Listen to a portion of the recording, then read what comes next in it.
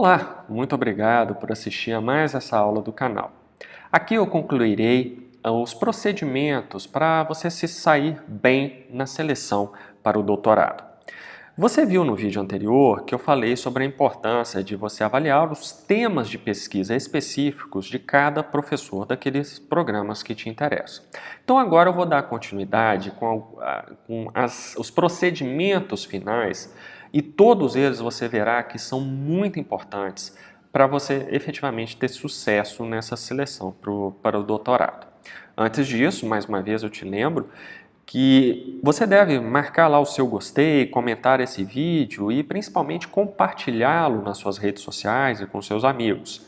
Ao fazer isso, você me ajuda a melhorar ainda mais as estatísticas de visualização aqui do canal no YouTube e isso me ajuda a continuar produzindo esses materiais para você.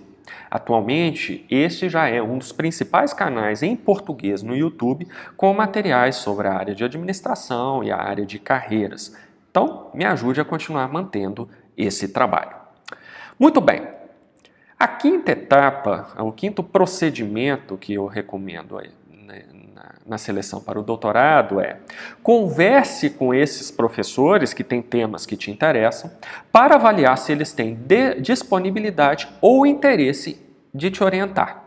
Bom, você viu na etapa 4 que você precisa conhecer qual é o tema específico com qual aquele professor trabalha. E você tem que verificar se aquele tema do professor tem aderência com aquilo que você pretende desenvolver no doutorado. Se houver essa aderência, a quinta etapa que aparece aí para você na tela mostra que você precisa conversar francamente com esse professor para saber se ele vai ter tempo ou interesse de te orientar. Esse é um aspecto importante. Às vezes o professor escreve naquela linha que te interessa, mas ele não tem disponibilidade, por exemplo. Ele não vai ter nenhuma vaga para doutorado na próxima seleção. Isso acontece porque a Fundação CAPES estabelece um número máximo de orientandos para cada professor. Esse número máximo depende da área do curso. Por exemplo, atualmente, na área de administração, a CAPES estabelece que nenhum professor pode ter mais do que 8 orientandos ao mesmo tempo. Orientandos de mestrado e doutorado somados. Então, muitas vezes, o professor já tem esses 8 orientandos. Então, ele não vai oferecer vaga para doutorandos no próximo edital de seleção. Então, você tem que ficar atento para isso. O professor pode se interessar pelo seu trabalho, mas pode falar assim, olha, infelizmente, nessa seleção que você pretende fazer, eu não terei vagas disponíveis para doutorandos. Então, você tem que ver isso antes. Uma outra situação é verificar se o professor terá interesse em te orientar. O fato de você querer escrever uma tese no tema que é pesquisado para aquele professor não significa que ele vai te aceitar como doutorando. Você precisa conversar com esse professor, você precisa expor o que você quer para ele, você precisa ter esse contato prévio com esse professor, e eu vou falar sobre isso mais detalhadamente daqui a pouquinho, e ele precisa avaliar você. Lembre-se que eu falei que existe uma simetria de informação e que nós, professores, usamos essas etapas e procedimentos de seleção do doutorado exatamente para reduzir essa simetria. Pois é, você tem que conversar com o professor e ver. Às vezes o professor olha assim, olha, você é até um bom candidato, você tem um potencial, mas eu não tenho interesse em te orientar. E é direito dele. Ele não é obrigado a te aceitar como doutorando. Isso é importante. Às vezes o professor fala assim, olha, você é até um doutorando interessante, mas eu já tenho 4 doutorandos e nessa seleção eu prefiro colocar mestrandos, eu não quero colocar mais nenhum doutorando, porque os 4 que eu já tenho já me dão uma carga de trabalho muito grande. Então ele pode fazer isso, e não necessariamente vai ser uma rejeição à sua pessoa, mas o professor também pode estar passando por um período na universidade, no programa de pós-graduação, em que não é interessante para ele admitir mais um doutorando. Então você precisa ter essa conversa com ele, precisa avaliar se realmente aquele professor tem vaga disponível e se tiver a vaga disponível, se ele efetivamente te orientaria. Bom, ligado a isso aí, a sexta etapa é importantíssima também, E é uma recomendação que hoje eu vejo como vital, se você quer ser bem-sucedido na seleção do doutorado.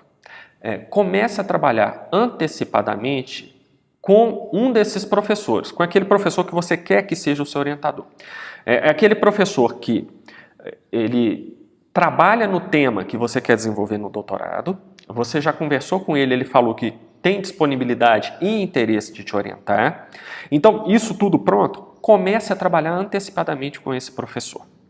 Comece a participar das reuniões do grupo de pesquisa dele, comece a trocar ideias com ele, a pedir bibliografia para ele, comece a mandar você bibliografia para ele, comece a interagir com esse professor e a trabalhar antecipadamente com ele. Ao fazer isso, você estará reduzindo essa assimetria de informação e você estará fazendo com que você passe a ser um candidato efetivamente forte na seleção ali, porque aquele professor já vai te conhecer, já estará trabalhando com você, vendo como é o seu desempenho, e se você tiver um bom desempenho, olha, praticamente certeza absoluta de que você será aprovado na seleção. Então, essa sexta etapa, gente, é importantíssima hoje. Cada vez menos os professores que selecionam nos programas de pós-graduação, cada vez menos aceitam candidatos que caem ali de paraquedas. Eles dão prioridade àqueles candidatos que eles já conhecem e que já trabalhem com eles, mesmo que não tenham feito mestrado naquele programa de pós-graduação. Mas são pessoas que com meses de antecedência contactam esses professores e começam a trabalhar, a desenvolver um pré-projeto de tese com esses professores e tudo mais. Isso é uma coisa que eu faço mesmo, eu admito.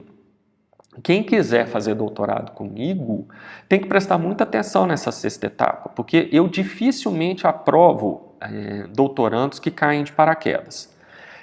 Eu prefiro pessoas que meses antes da seleção abrir, já fazem contato comigo, já procuram saber com que eu trabalho, já começam a trocar ideias comigo para ele desenvolver um pré-projeto de tese. Por uma questão ética, eu não oriento pré-projetos de tese, mas eu não me recuso a passar, por exemplo, uma bibliografia básica para o candidato, para o futuro candidato pesquisar e começar a escrever um pré-projeto de tese. E eu deixo em aberto a participação, por exemplo, nas reuniões do meu grupo de pesquisa, para esse candidato já conhecer qual é a temática com a qual eu trabalho, já conviver com os meus outros mestrandos e com os meus outros doutorandos, esse candidato ver se ele se encaixa ali, se não se encaixa. Tudo isso é redução de assimetria de informação. Então, essa sexta etapa, ela é importante e derruba um pouco aquele mito que muitos candidatos têm, de que a seleção do doutorado é um jogo de cartas marcadas. Não é cartas marcadas nesse sentido de que nós, professores, gostamos mais de um candidato e escolhemos aqueles dos quais a gente gosta mais. Não é nesse sentido. O que acontece, olhando o lado dos professores, é que para orientar o doutorado, você tem um nível de exigência muito grande sobre você. A CAPES exige padrões de desempenho muito grandes dos professores que orientam alunos de doutorado. Então, nós, professores, queremos o quê? Queremos um candidato que tenha disponibilidade de tempo de fazer um trabalho de altíssimo nível, que participem efetivamente das reuniões do nosso grupo de pesquisa, sem ficar dando aquela desculpa de que eu não posso participar dessa reunião porque eu tenho o meu trabalho, eu não vou conseguir sair da reunião, porque sabe como é, eu tenho que assistir aula, ou então ou eu assisto aula ou eu participo de reunião porque a minha empresa não libera. Olha, a gente detesta esse tipo de argumento, tá? Eu estou falando como professor e sendo muito sincero com você. A gente detesta ouvir isso. Então, o que nós queremos são doutorandos que efetivamente tenham seus corações e mentes no curso e que se envolva com o nosso trabalho e que efetivamente nos ajude a escrever artigos, a publicar esses artigos, a fazer seminários de pesquisa, eventualmente nos ajude a preparar materiais para as nossas aulas. Então, é isso que nós esperamos.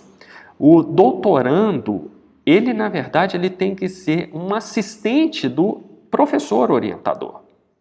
Então, portanto, como nós demandamos doutorandos que têm esse nível de envolvimento, Nós precisamos saber se aquele doutorando ali vai ser uma pessoa que vai atender às nossas expectativas, ou se vai ser aquele candidato que, no momento da seleção do doutorado, promete que vai largar o emprego e se dedicar totalmente ao doutorado, ou então fala que não há problema nenhum, já conversei na minha empresa, eles estão me dando todo o apoio, eu vou conseguir cumprir rigorosamente tudo que me for exigido no doutorado, e coisas desse tipo.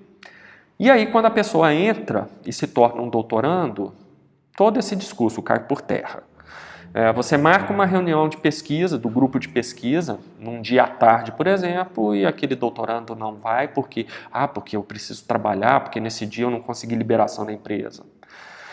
Você quer que ele se envolva e tome a frente de algum artigo e que vá escrevendo aquele artigo para você com a sua supervisão, até porque isso é parte do doutoramento dele, ele tem que aprender a escrever artigo, se ele já não aprendeu isso no mestrado. E esse doutorando nunca se envolve com essa produção de artigos. E aí vários outros exemplos. Enfim, o que nós não queremos é aquele doutorando que acha que fazer doutorado é assistir às aulas do curso e depois ficar em casa escrevendo a tese nos horários vagos que ele tem. Isso nós não queremos. Então, por isso é muito importante que você demonstre, e com antecedência, daí a importância da etapa 6 que está aparecendo com você, que você demonstre com antecedência que você não vai ser esse candidato que vai nos decepcionar, que vai ser esse aluno que uma vez dentro do doutorado vai ter aquele desempenho medíocre, que não vai nos ajudar em nada no trabalho de pesquisa, de desenvolvimento do nosso grupo de pesquisa. Vai ser apenas aquela pessoa que vai se limitar a assistir a aula, e depois escrever a tese dele, que não vai ser uma tese memorável e tudo mais, e pronto. É só esse o envolvimento que ele terá no doutorado. Mais uma vez, cada vez mais os programas de pós-graduação querem fugir desse tipo de pessoa, de pessoas com esse perfil, que não tenham um envolvimento de fato no doutorado. Então, o que nós queremos são pessoas envolvidas. E para isso nós precisamos te conhecer melhor com antecedência. Então, se você quer se submeter à candidatura de um doutorado, um ano antes desse edital sair, já procure o professor e comece a trabalhar seriamente com ele, para ele te avaliar, para ele ver se você efetivamente é alguém que, uma vez dentro do doutorado, vai se envolver de fato, ou se vai ser essa pessoa que vai se limitar a assistir às aulas da disciplina e depois escrever a tese. Isso definitivamente não é o perfil de candidato que nós queremos. Para terminar, então, a 7ª etapa, né? Elabore um pré-projeto de tese em consonância com a linha de pesquisa, ou melhor dizendo, com o tema de pesquisa do potencial orientador. Se você observou o item 6, você cai naturalmente nesse item 7. Agora, se você não observou o item 6, então você precisa voltar lá no item 4, observar qual é o tema de pesquisa daquele professor que você pretende que seja o seu orientador e escrever um pré-projeto de tese nesse tema de pesquisa daquele professor. Eu já dei o exemplo aqui do excelente candidato, mas que era da área de finanças, e no nosso programa não havia linha de pesquisa de finanças e nenhum professor trabalhando com essa temática.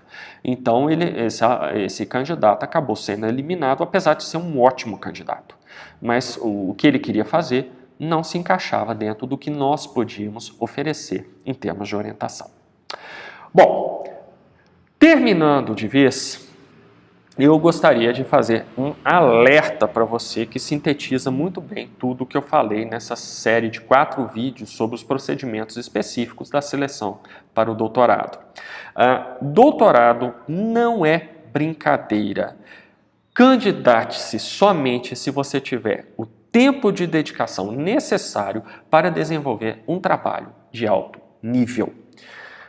Mais uma vez, doutorado não é obrigatório. Eu desconheço pessoas que realmente eram obrigadas a fazer doutorado. Elas fizeram por opção própria. E é um direito delas, objetivos pessoais, objetivos profissionais, não interessa, é um direito delas tomar essa decisão. Mas o meu pedido aqui para você, só entre para o doutorado se você tiver condições de colocar o seu coração e a sua mente no curso, se você tiver condições e tempo para, uma vez lá dentro, fazer algo realmente extraordinário. Definitivamente, o que nós, como professores orientadores, não precisamos é de alunos medíocres. Nós não precisamos de mais um aluno que lá dentro do doutorado vai ficar nos dando dor de cabeça porque não se envolve nos nossos grupos de pesquisa, não nos ajuda a escrever os artigos que a CAPES exige que nós escrevamos, não participa efetivamente das nossas pesquisas, enfim, não nos ajuda em absolutamente nada. Então, hoje, o doutorando, ele não é um aluno de doutorado, ele é também um auxiliar de pesquisa do professor orientador. Se você não tem tempo para ser esse auxiliar de pesquisa do orientador e ao sê-lo desenvolver um trabalho de altíssimo nível, então, por favor, não se candidate ao doutorado. Nós não precisamos de mais um na multidão, de mais um que não vai nos ajudar em nada, que não vai trazer nenhuma contribuição relevante lá dentro da academia. Nós precisamos de doutorandos que façam a diferença, de pessoas que realmente serão extraordinárias ao longo do doutorado. Chega de ficar com pessoas medíocres e pessoas que entram lá no doutorado e acham que aquilo ali é um curso de especialização qualquer, em que basta assistir às aulas da disciplina, fazer os trabalhos e depois escrever um trabalho final chamado de tese e que está tudo bem. Não, não está tudo bem nesse caso. Então esse é o meu alerta final para você. Leve em consideração tudo isso que foi falado nessa série de 4 vídeos sobre como se sair bem na seleção para o doutorado e faça uma avaliação realmente honesta, realmente realista da sua situação. Não entre nesse projeto chamado doutorado se você não tiver condições de atender às expectativas que nós, professores, temos sobre o seu trabalho. Senão vai ser uma frustração para você e também para nós, ok? Mais uma vez, para terminar, dê o seu gostei, comente e principalmente compartilhe esse vídeo nas suas redes sociais, com seus amigos e colegas e estimule-os a fazerem o mesmo nas redes sociais deles. Ao fazer isso, você está me ajudando a melhorar ainda mais as estatísticas de visualização do canal lá no YouTube e com isso eu terei condições de continuar produzindo esses materiais para você. Muito obrigado pela sua atenção e até a próxima.